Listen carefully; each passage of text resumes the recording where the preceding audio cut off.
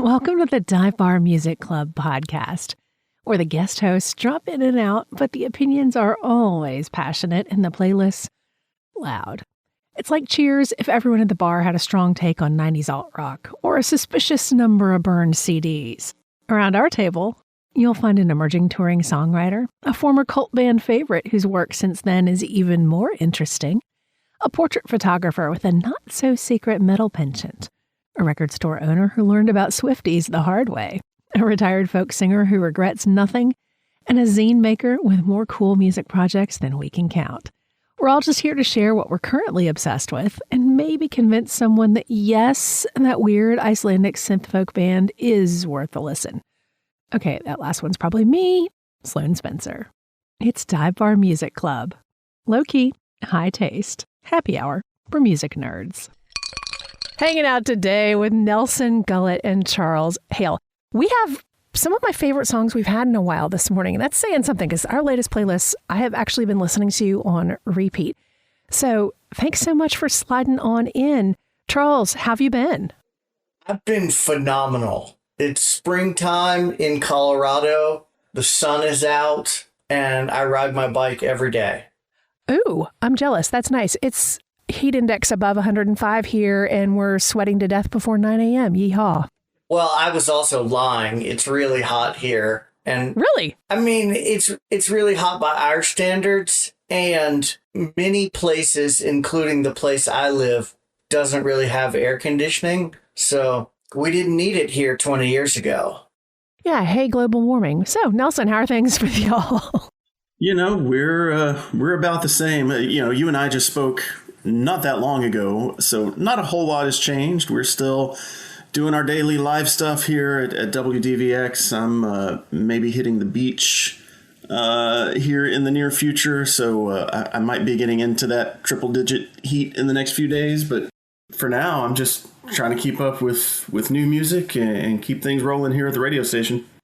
As I said when we started today, I'm pretty excited about the tunes that we have for today, and especially just getting to talk about these particular artists is going to be a fun one because a couple of them I'm kind of curious where y'all are coming from on it. And I mean that like in a, I'm intrigued about this sort of way. So since Nelson and I just chatted, Charles, what you been listening to? So the first song I submitted is from a band called Weird Nightmare. I was introduced to that band just a few weeks ago from another DJ at my radio station. He walked into the studio to host his show after my show and got really excited when the Weird Nightmare album was on the shelf. Then he played it while I was still sitting there, and it was one of these things where I looked at it and I was like, oh yeah, well this is really good. Weird Nightmare, this is their second album. It's released on Sub Pop Records, and it's the side project from the singer from a band called Metz, M-E-T-Z. I'm not super familiar with Metz. I had never heard of Weird Nightmare before, but it's got the nice garage rock power pop feel to it. So I chose the song Pay No Mind, which I think is just ridiculously catchy. Perfect description. I love this record. When you had mentioned it in passing at the end of our previous chat, and yes. I went and checked them out, and I was like, this is one of those like instant I like this band sort of things. And it's funny to me, when musicians have side projects, it's always fascinating to me what it is they want to express. A lot of times, there's not a ton of difference between whatever their band is doing and whatever their side project / solo project is. In this case, however, Metz could not be more different sonically than what they're doing with Weird Nightmare. And Metz doesn't speak to me at all, but I am all about Weird Nightmare. Yeah, and apparently the first Weird Nightmare album was very lo-fi, sort of bedroom recorded type thing, which is not always something that I gravitate towards, despite one of the artists that I also listed this time. But so this second record just feels like it has enough polish without too much polish. And I don't know. I don't care about Metz, so I want more Weird Nightmare. All about it. So, Nelson, did you get a chance to listen to this one? I did. Charles actually did something this week that has not happened to me yet on this podcast. all three of his songs, all three of his bands were completely new to me. Really? Yes. Oh, I stumped a radio guy. You stumped. Yeah. Well, you went outside my my little worldview here. Kind of like you guys. I've heard of Metz. I've not really delved into their catalog. But this, I listened to it for the first time last night. I think I was loading the dishwasher, had it on in the background. And you've already said power pop, garage rock, all of that is there. The first maybe 4 bars of the chorus just caught me as, oh, there's some jangle right there. And it lasts for just a minute. There's a Peter Buck's right hand just came out of nowhere. And I turned the water off, turned the music up, and I'm like, I'm going to lock into this. So I'm definitely going to spend some more time with this band. Totally agree. And we are fortunate that Amanda Miles was just able to join us as well. So hoping to loop her in. We are sitting here chatting about the Weird Nightmare tune that Charles has recommended, which is a side project from a band called Metz. So we will loop you in just a second, Amanda. Thank you. So Charles, you were hinting about other lo-fi, and I'm going to take a guess that it's one of my favorite artists on here as well. Tell us more about what you've chosen this time around. So, I'm not surprised to hear that you're a Jack Logan fan. Yes! I recently read Peter Jesperson's book called Euphoric Recall. Okay.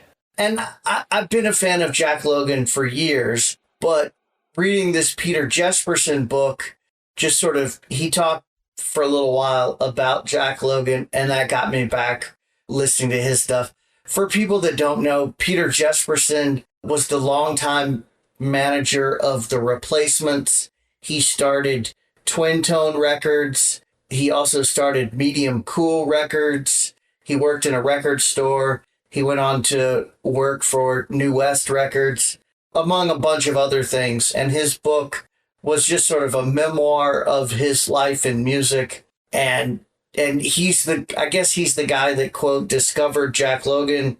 The story being that because Peter Jesperson spent a lot of time in Georgia, had friends in Georgia who told him about this Jack Logan guy who recorded a lot of songs on a 4-track with other musicians. Peter asked for some music from Jack. Jack sent him like several hundred songs recorded on cassette. Peter went through and culled from those cassettes to put out Jack's first album, which was a 2-CD set called Bulk that had something like 43 songs on it.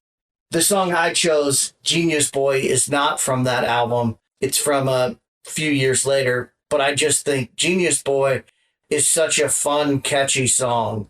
And Jack Logan is such an interesting artist that just had a tiny blip on mainstream music and then disappeared, but still making music.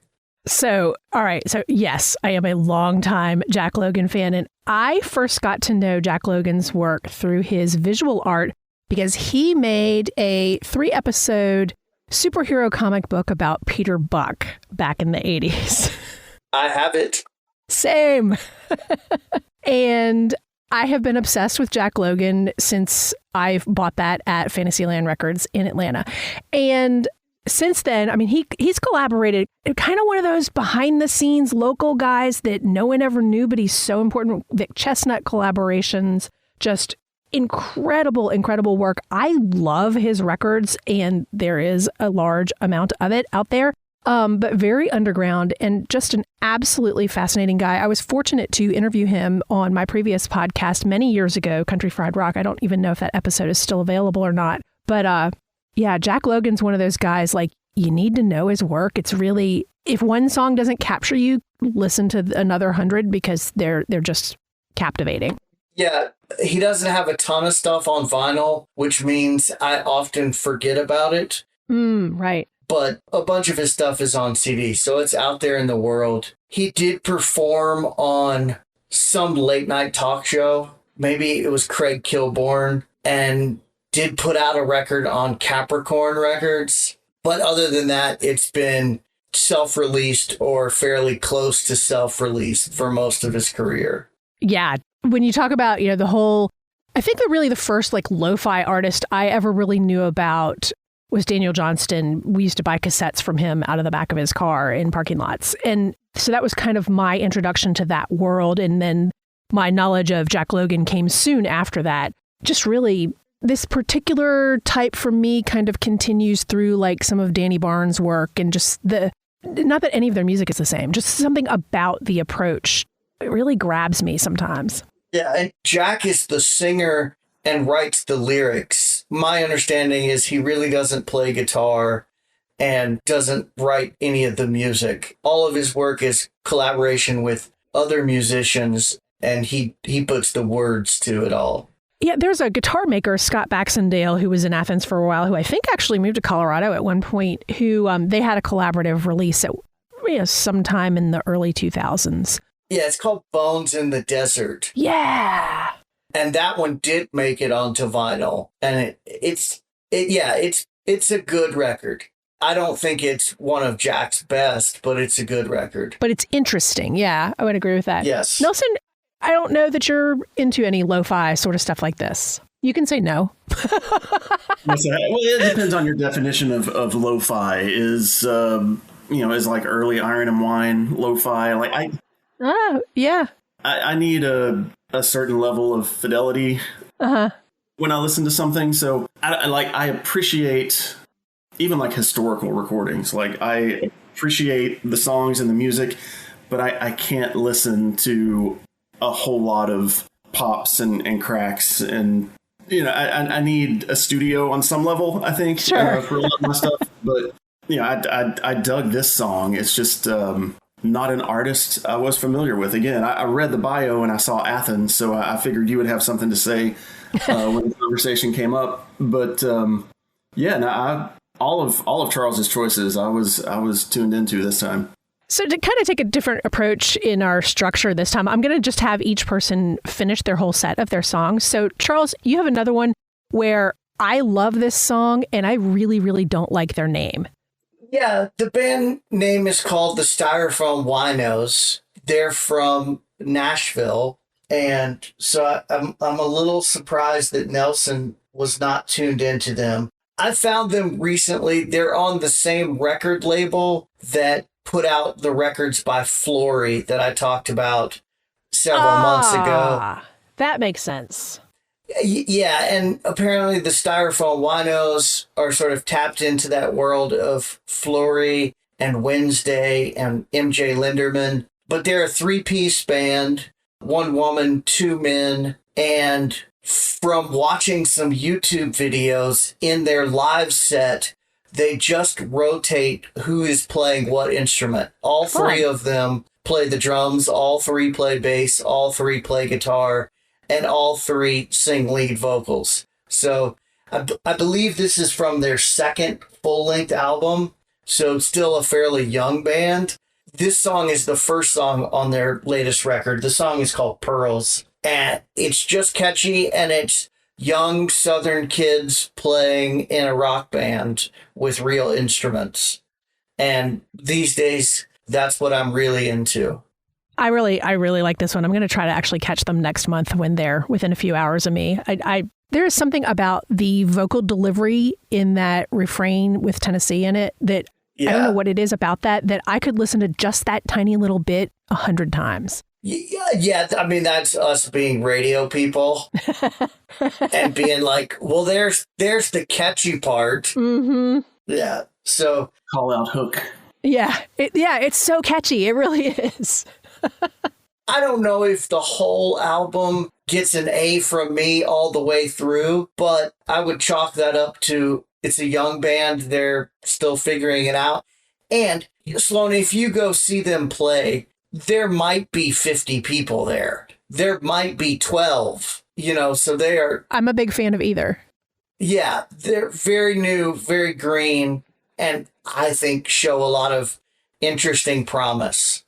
Yeah, I'm just looking through...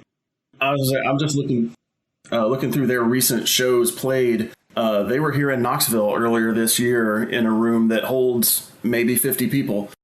So it could be a good chance to go see them. It looks like our some of these folks have played with MJ Linderman and Ryan Davis. Like, these are some bona fide players in this band, it seems like. So what I like is when I was reading about it, it looks like they are like backing band for hire, which is kind of what this duo King Margo that I like does. They're Jason Eady's backing band and Gabe Lee's backing band. And I like this concept. The Pollies do that. They are the backing band for Billy Allen. They've done it for Dylan LeBlanc. They've done it for a bunch of different artists. Very cool. Yeah, it just seems like a young, interesting Southern rock band. Yeah, the venue where they're playing, it's not terribly far. Well, not terribly far, about 3.5 hours from me. It's called the Pinhook in Durham. It's one of my favorite places in Durham to go see a show. And yeah, it's probably, I don't know what their capacity is, but I'm going to go with 50. But the sound is really good and they always have great music. And I just really like the vibe there. So yeah, I have something else going on that day in another town. So hoping I can get to Durham to catch that show. But Styrofoam Winos, not the greatest name ever. No, I hope they change it. I mean, I hate that for them that they're at their second album, but yeah, someone should have said this isn't a good idea. But at the same time, there's probably several of us on this podcast that are big fans of a band called Slobberbone, right? Which I think is the worst band name ever. And there's another band from the South that they remind me of that I really like that also has a terrible band name, which is Rat Boys. I love this band. Yes. In fact, I'm hoping I can catch tickets. They go on sale. They went on sale about 30 minutes ago for me. So I'm trying to catch tickets as soon as we get off our call today. That's funny. Yeah. As long as your band doesn't have a word that I can't say on the radio, right. There are several of those out there as well. There are. Yeah. then fact, we're probably okay. When I was in, and we can say this because we're a podcast, when I was in AAA radio, we played a song from a band called Starfucker. That was impossible to talk about. Yeah. The bastard sons of Johnny Cash. Right. Technically you can, but you know. That whole local standards thing. Yeah. Anyway. Charles, I'm so glad you brought these to attention this week because I was not familiar with the two newer bands, and then I will take any opportunity to go dive back into Jack Logan's catalog. So love it, love it, love it. And also, you've got your next, what would it be called? Next edition of your record club coming. People can still sign up though, right? Yeah, they can. And this morning, I actually committed to what the next release is going to be. Ooh, sign up now. Driver 8 Records, y'all. Yeah, and I will tell y'all because by the time this podcast airs, we will have already announced. I thought about the Styrofoam Winos, but we didn't go with that. John Spencer from the John Spencer Blues Explosion has a solo album. He's got a band with him, though, that just released, and it's really good. Huh. I have listened to the Blues Explosion in the past, but the guy who works for me at the store turned me on to this John Spencer record, and it was the best choice. So I'm excited to bring it to people and see what they think. But yeah, John Spencer. The album title is really long and I can't remember it, but it's a good title. Yeah, so that record club, people can look that up at driver8records.com. The album title, I just looked it up, is Songs of Personal Loss and Protest. So. All right, so that fits with my grief music theme that I didn't realize I had. It's now in the 4th episode where something like that has come up. Okay. Anyway, so Amanda Miles, man, we have not chatted in a while, and I've just been living vicariously through your travels. What have you been up to? Oh my gosh. So definitely been getting some travel in. Visited Colorado and then recently drove out to Birmingham for a show. So just been getting to do a little bit of traveling and enjoying music along the way. So what's been memorable from the shows you got to go see? Oh gosh. So for me at Red Rocks, it was my second time traveling out there. We went at the beginning of May to Colorado to see Gillian Welch and David Rawlings play with Jason Isbell and the 400 unit. And of course, like the setting is incredible. You know, the venue is beautiful itself. But to me, that was my first time seeing Gillian and David play. And first of all, it was just amazing to hear them in that venue. But second of all, they're completely acoustic and they have that entire amphitheater in the palm of their hands. It just was so moving and their voices are just like haunting together. So that was like what I walked away from that show really has stuck with me. And then I visited Birmingham, like I said, beginning of June to see Tyler Childers play. And this is the first time I visited the Coca-Cola Amphitheater. So y'all, this used to be a hospital where this now stands. And I thought that was interesting / a little bit sad. But the one thing I will say for me, because I am disabled and it is very hard, it's hard for me to navigate some of these venues. Coca-Cola Amphitheater had tons of ramps, so extremely easy for me to like get in and out.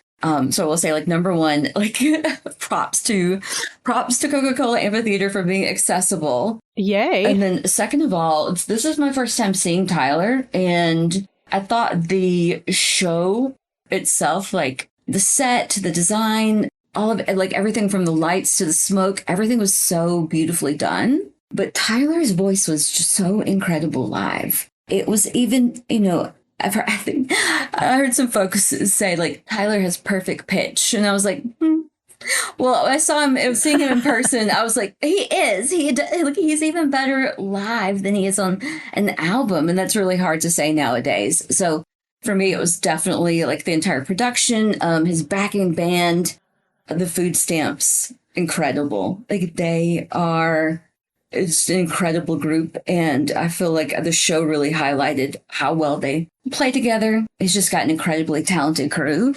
So the show just blew me away in all aspects.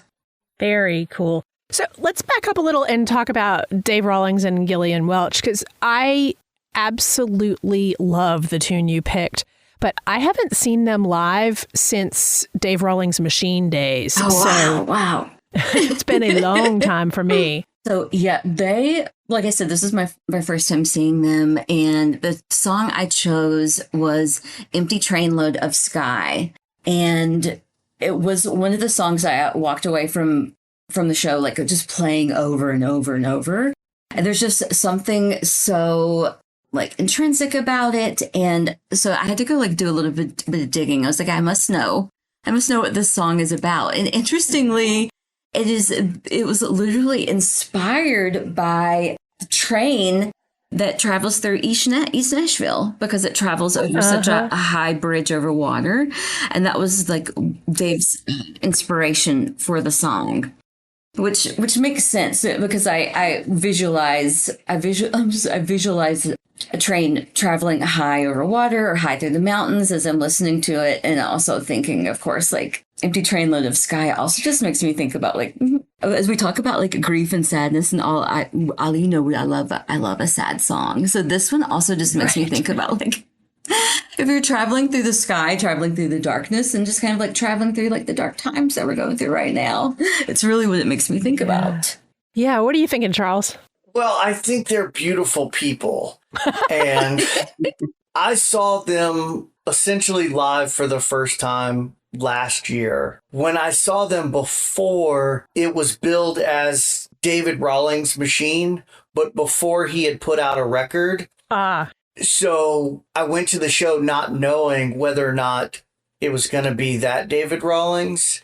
And this was 16, 17 years ago in Mississippi. Mm-hmm. And so it was, that time it was only Dave singing. So a year or so ago was the first time I got to see Gillian sing her songs. And it was everything I hoped and dreamed. Yeah, for me at least, the two of them together it's more than doubled. They really bring out something in each other that I personally don't get from either of them solo. Honestly, I prefer when Gillian is at the forefront. But that being said, it's one of those things where I'm just happy they're still making music. Yeah, true. How about you, Nelson? Yeah, I will confirm that they're just beautiful people, like lovely to talk with. I got to interview the two of them together several years ago at AmericanaFest. I mean, Gil and Dave, they're royalty in Americana. Mm-hmm.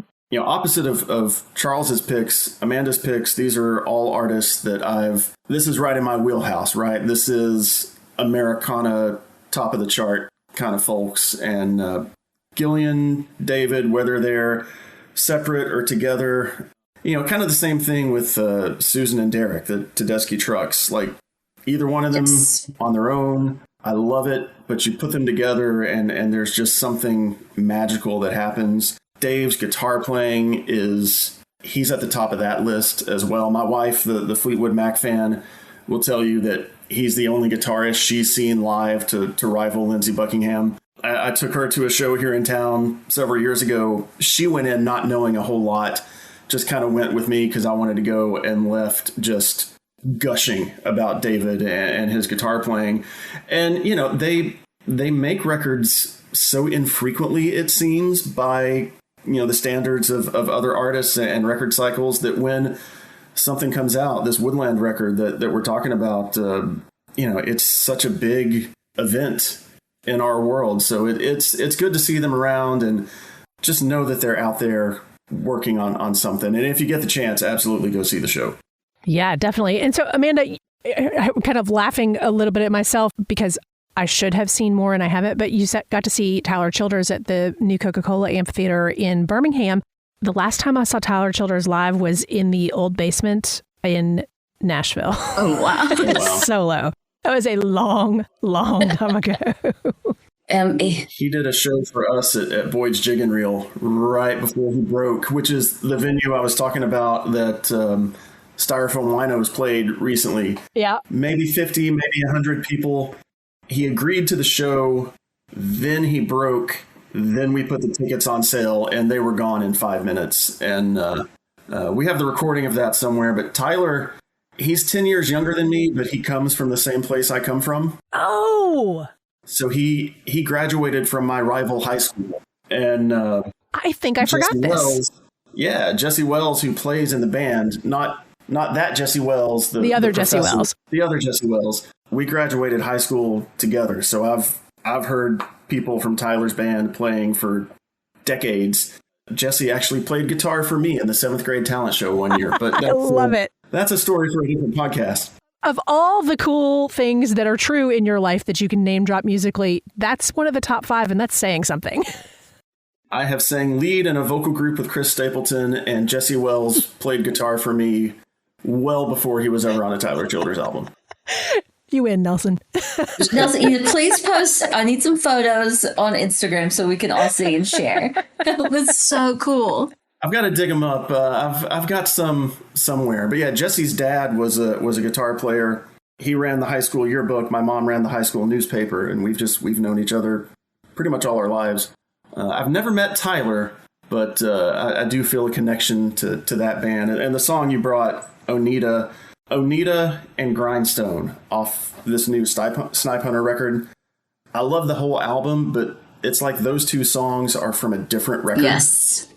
And that's the record I want to hear. Mm-hmm. So I completely agree. I think you're tapping into something here too that there's a lot of like discussion about in the fan base, because so this album Snipe Hunter, was produced by Rick Rubin, and so sonically, Tyler's definitely tapping into some different sounds, and it's very funny to hear a lot of the fans like chatter about old Tyler versus like current Tyler, and basically like even talking about like sober Tyler versus Tyler who did a lot of drinking and drugging. And I bring that up because there's just a lot of discourse online, unfortunately, where fans will say, "Oh, well, I miss old Tyler. I miss the old sound."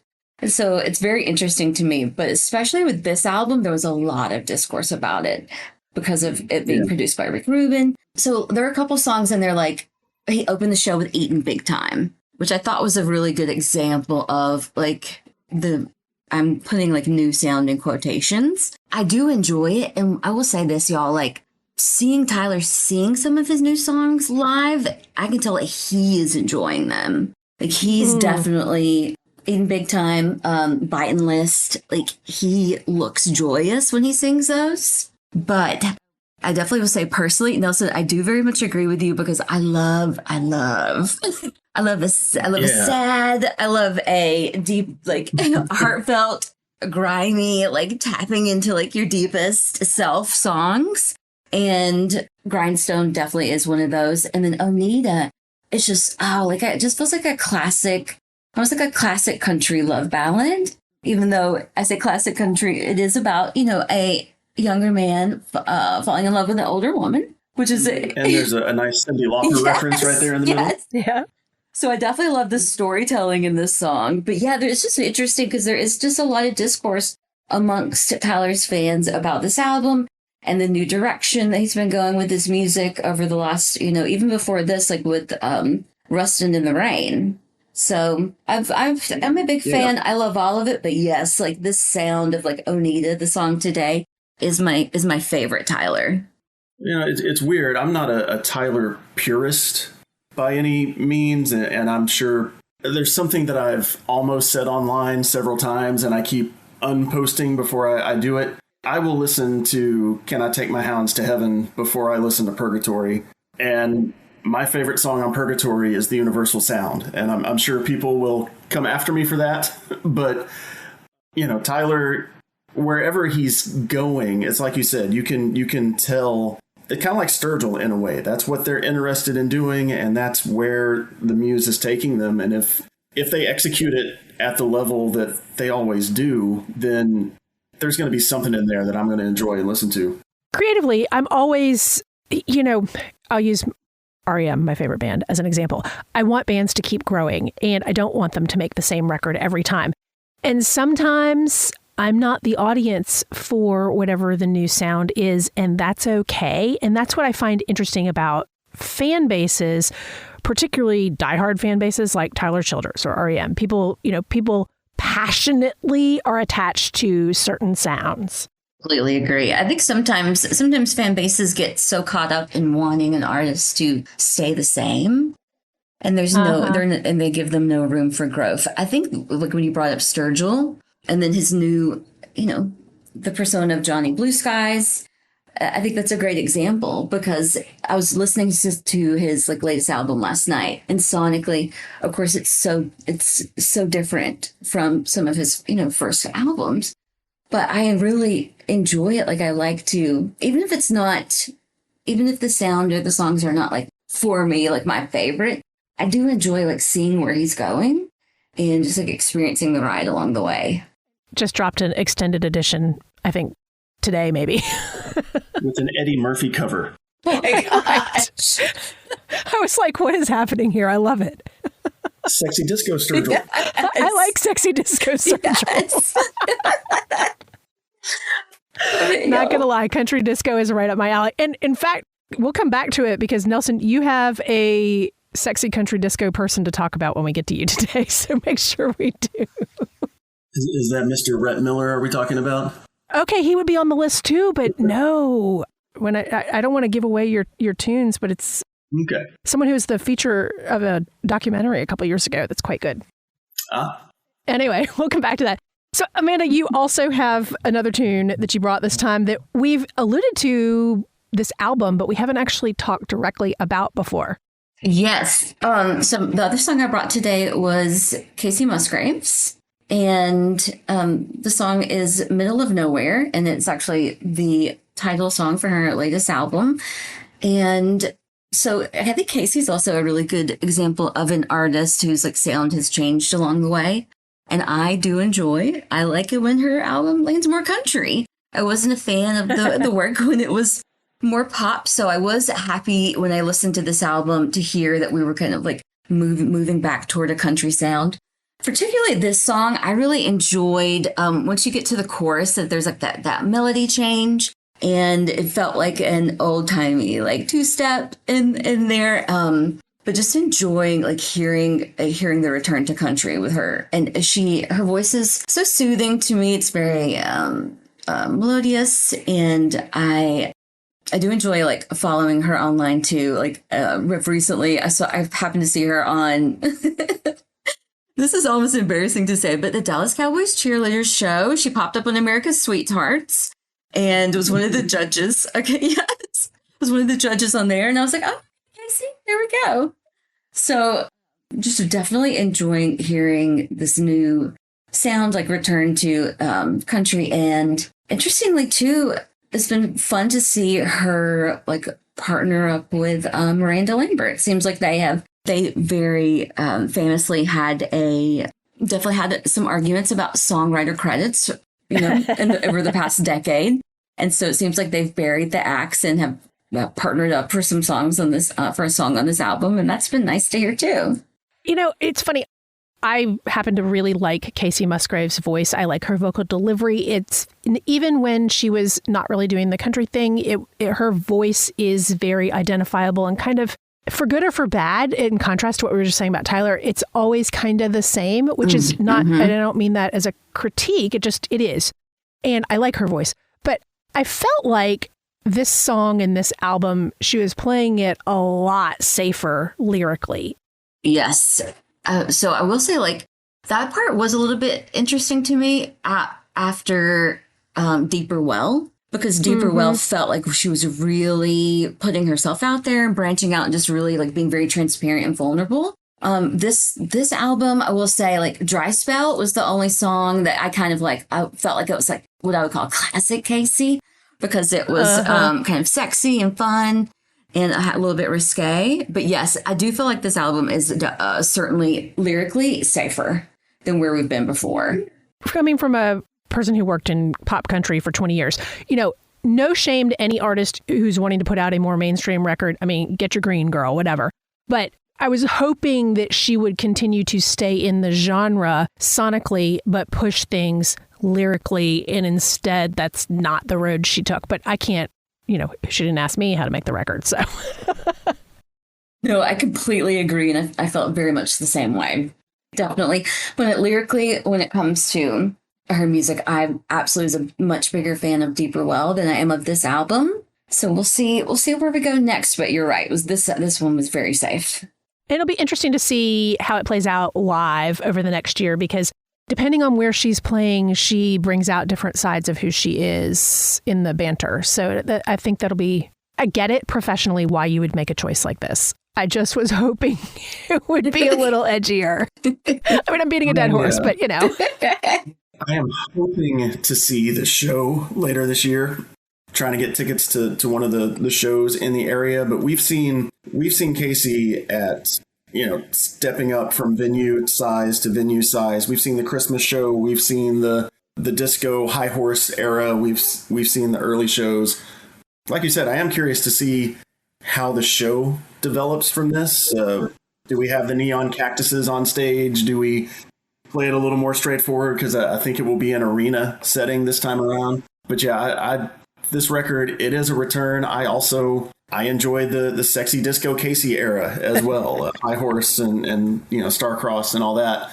But this is kind of where she lives, I think. And when she does it well, she does it really well. And this song, the title track, is one of those. I hear you. So let's segue with that, because you're bringing the sexy disco country tunes this week, Nelson. Why not? Dive in. Tell us what you got. Well, you kind of alluded to Swamp Dogg, I think, earlier. So let's start there. As we're recording this, Swamp Dogg just released his latest album digitally on Friday. Swamp Dogg Contemplates the Afterlife. It's another one of those long titles. Swamp Dogg is an artist, obviously, who's been around for a long time. I only discovered him probably in the last 10 years. I stumbled upon his Sam Stone cover, the John Prine tune, and really kind of was like, who is this? What is this? So when he has a new project now, I certainly am drawn to that. He worked with Jenny Lewis on his previous record. Jenny Lewis from Rilo Kiley. He kind of made a bluegrass record the last time out, and Jenny Lewis was on it. And he said when he started working on this one, someone suggested that he cover one of Jenny's songs, and he did the title track to her Acid Tongue record, which has been one of my favorite Jenny songs. And to hear Swamp Dogg put his spin on it in the middle of this album, that he also has Gary U.S. Bonds on this record. Like it's a strange mix, but that's what Swamp Dogg is. And Sloane, I feel like I haven't seen the documentary, but you referenced that, so you might have even a deeper context for who he is and what his... Oh, man. Okay, so let me tell you how I found Swamp Dogg. So my dad had the Swamp Dogg record where Swamp Dogg is riding on the back of a rat. So if you've never seen Swamp Dogg's records, you need to see the album covers. It's really important. But he goes way, way back. The first time I got to know who his music was that Tales from the Tour Bus cartoon series from Mike Judge. And the Johnny Paycheck episode features Swamp Dogg. And if you have never seen this episode, pull it up on YouTube or wherever.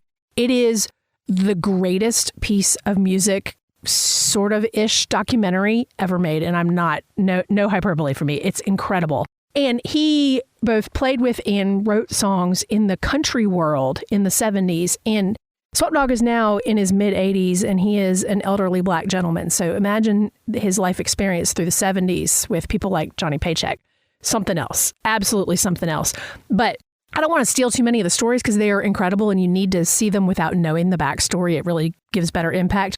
But also, there is a fantastic semi-documentary that came out called Swamp Dogg Gets His Pool Painted.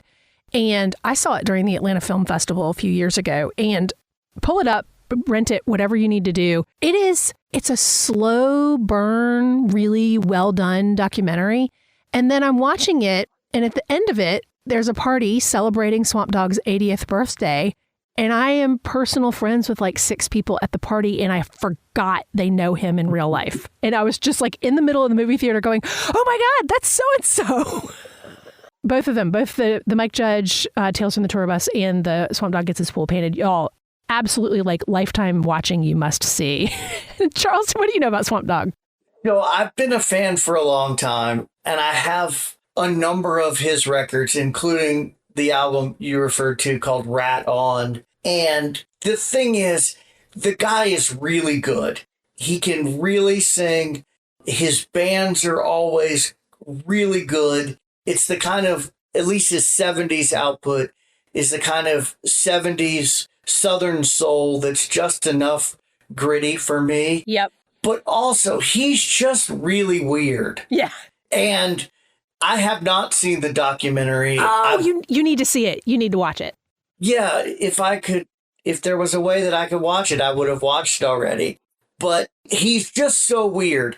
But he's also incredibly prolific. Mm-hmm.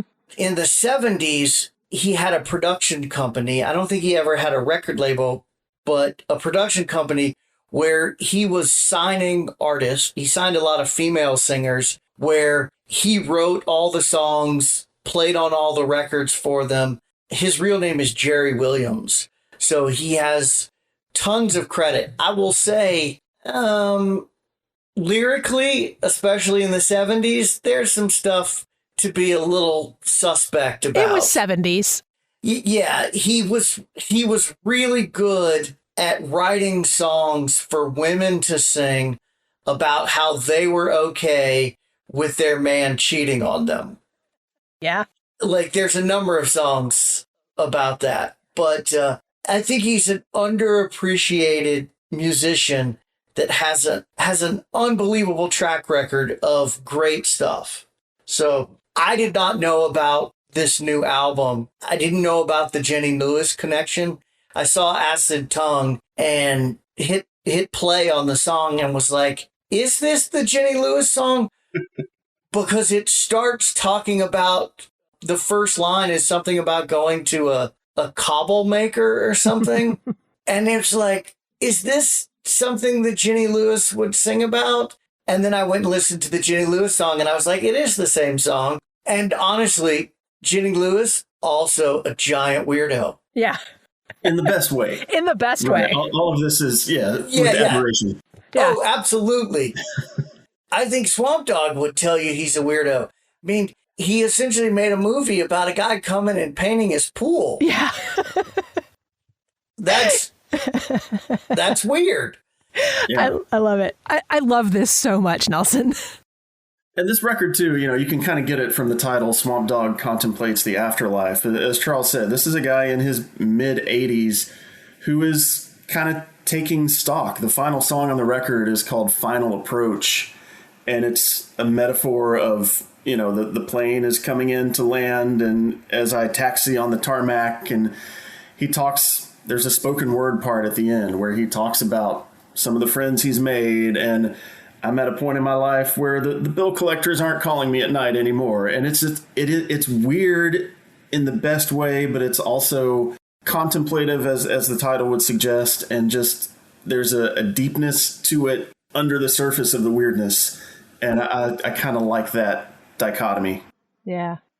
And he's in his 80s, but I think this is the third album he's released in the 2020s. Yeah. At least. I know he put out one that had a couple of songs with John Prine on it, where they did the same kind of thing of we're old and our time is just about up. Yeah. Please let me go round again if you can find that song. Yeah. But also, if Swamp Dogg made a record in his 90s, I wouldn't be surprised. Right. I don't know if it would be good, but I would listen to it. It would be interesting either way, for sure. Something about this type of, as we say, weirdness really, really compels me in a positive way. Like I just really like, I just really, really like the weirdness of it. And the cover art for this album, he looks like an old monk, and he's reading what looks like a Casper or Little Devil comic on the front with the halo and the angels hovering around his head. It's kitschy, like all of it. Yeah, it's so cool. So we were jokingly calling this like the country disco theme here. And you've got a couple of different ends of country crooning going on with your remaining two tunes. I'll go through these pretty quickly because one is a well-established artist who I think we maybe even discussed once before, and the other is a newer artist, but I think you're about to dig into a little deeper on another episode. I'll start with the old 97s because I'm about to go on vacation. When I go on vacation, I produce my show in advance. So for my radio show, I usually focus on brand new music. I'll wait for the new releases on Friday, and that's when I start building my playlist for Wednesday. But when I'm on vacation, I can't wait for Friday. I've got to get it all together. So I usually go and I look 25 years in the past. So I've got a 2001 episode coming up. That's fun. And old 97's Satellite Rides is one of those 2001 albums. And kind of like we were talking about with Tyler, I think there used to be a lot of discussion in the alt country fandom of, you know, if you're a fan of Too Far to Care, can you be a fan of fight songs and Satellite Rides? And I think, yes, you can love it all. This is the poppier era of the old 97s, but this song that I picked, Designs on You, it's kind of an old-timey phrase, but it's very much, if your partner ever tells you that Rhett Miller looks at them and says, I have designs on you, you better be nervous. write them off and look for somebody else because they're gone. That's what this song is about. I'd be lying if I said I didn't have designs on you. It's endlessly catchy. It is one of those sexy disco songs, maybe without the disco element, but it's a fun tune, and it was just in my head when I wrote out my songs for this week, so I wanted to bring up the old 97s. I love the old 97s. I came to them through their let me rephrase that. The first tune that I became enamored with them from was Barrier Reef. I like their catchy, funny sing-alongs. Yeah. And, you know, they just got a Lifetime Achievement Award from the Americana Music Association last year. They're still out there, still playing, still burning it down. I talked to Philip and Murray, stayed in our hotel last year at AmericanaFest, ran into them briefly in the lobby, and they still love what they do. Murray's got a solo record that I didn't even know about. He's got a couple. Yeah, Murray Hammond. So just check him out. He's the guy with the glasses in the band. And then finally, I'll close with Andrew Saw, who by the time this comes out, his record American Rough will be released. He came to the Blue Plate Special a few weeks ago, and you said, I think, country crooning. That's exactly what I would describe. The voice that this guy has on the recordings in a live setting. He played the Blue Plate Special, just him and a guitar player. There's a performance aspect to it, not just the vocals. He moves and sways with the music. Really niche reference here, but he kind of reminded me a little bit of Barry and Levon from the States, swaying back and forth to their $240 worth of pudding, but you have to watch MTV sketch comedies from the 90s to understand that reference. But the vocal delivery and just this song in particular, Lavender Cowboy, is a tribute to Patrick Haggerty from the band Lavender Country, who was an early queer country pioneer and who Andrew was friends with toward the end of Patrick's life. And just talking to Andrew after the show, I kind of told him how much I enjoyed that song and how moving I found it. And he said to me, that he and Patrick would have conversations. And he said, I have to imagine that Patrick had this conversation with many artists through the years, but something to the effect of Lavender Country existed so all of you could come after and do what you're doing and do it openly and just be yourself in your music.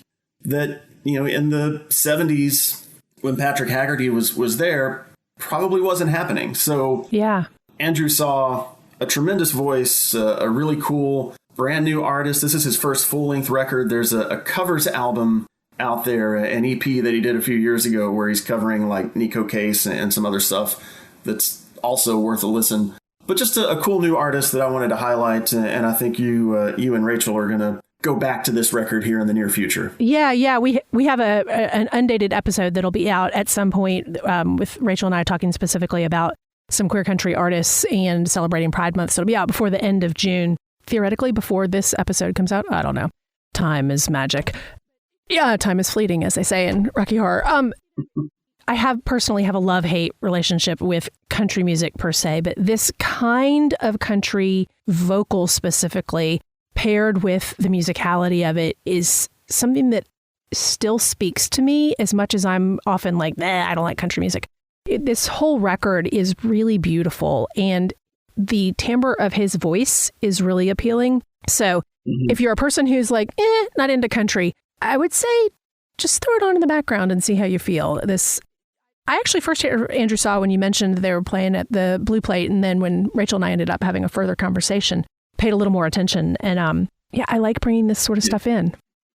There's a purity to his sound, and I'm not saying that as a country purist or this is how this ought to sound. By golly, it's like it's the timbre to his voice. It's so clean, but it's not like produced clean. It's just, this is what he sounds like. And in person, it sounds just like it does. We should have some crisper videos from his WDVX appearance here soon. And when those come out, I'll share them on Blue Sky and Instagram and whatnot. And people can really see what he's capable of. Yeah, definitely. So, Charles, these are a little bit outside of your wheelhouse. What are your thoughts?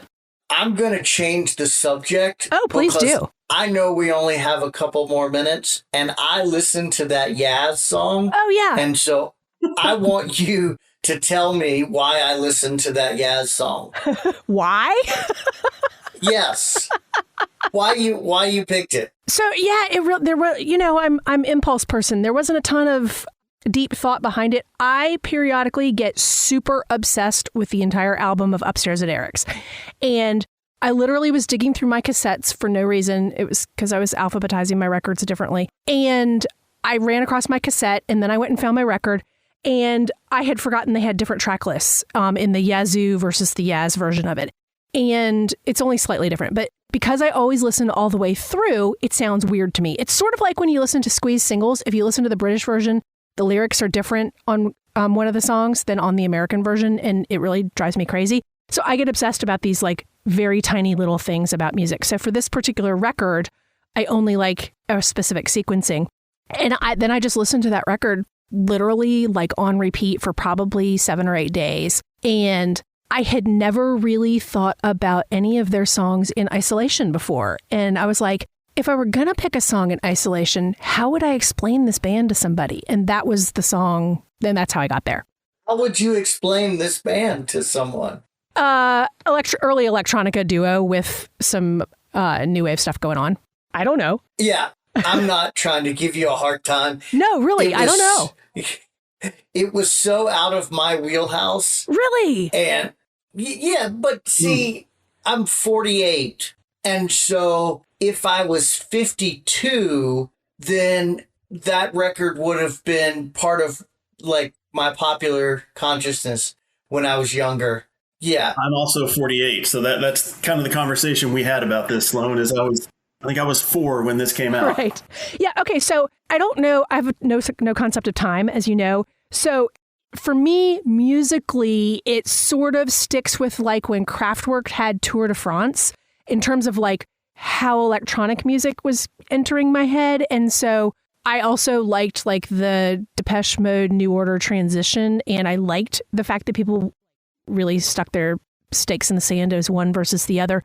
But I was kind of fascinated with how this existed and like what was making those sounds. It sort of ties in with my interest in super weird, you know, like Waiting for UFOs, bands who play atypical instruments and that sort of thing, except that this is the complete opposite electronic end of the spectrum. I don't know. I love this one record to a really weird degree. And I'm not sure I can really explain why. No, I think that's great. I just didn't want my listening to that song be for nothing. Watch season 3 of The Americans. I learned how to turn on my television to retrospect my last episode. So, Amanda, I feel like we've left you out of this crazy end of the conversation. Oh my gosh, that's totally okay, y'all. I was sitting here laughing away. Anyway, we're referencing the episode that just came out. I think episode 11 of Dive Bar Music Club. I go into my weird obsessions that I get on about music. And as I say, I'm a vibes person. Half the time I listen to stuff and I'm not even paying attention to the lyrics at all. So, you know, winging it at all times. But I know that we are hit at time, and I do appreciate all of y'all's time, especially during a work day. Nelson, Charles, Amanda, thank you all so much for being the regulars and being part of Dive Bar Music Club. That's the last call at Dive Bar Music Club. If you like the hang, follow the show, leave a review, and tell your algorithm, gosh darn it, we're worth it. Better yet, share your favorite episode with a friend who actually stayed for the whole set. See y'all next time for the low-key, high-taste happy hour for music nerds. Hey, y'all. Thanks for sliding in the booth with us here at Dive Bar Music Club. I'm Sloane Spencer, a former radio host and the creator of a ton of different podcasts over the years, including another brand new one that is completely different. It's the Gen X Sleep podcast, Sleep with Rockstars. Subscribe today at sleepwithrockstars.com or your favorite podcast app.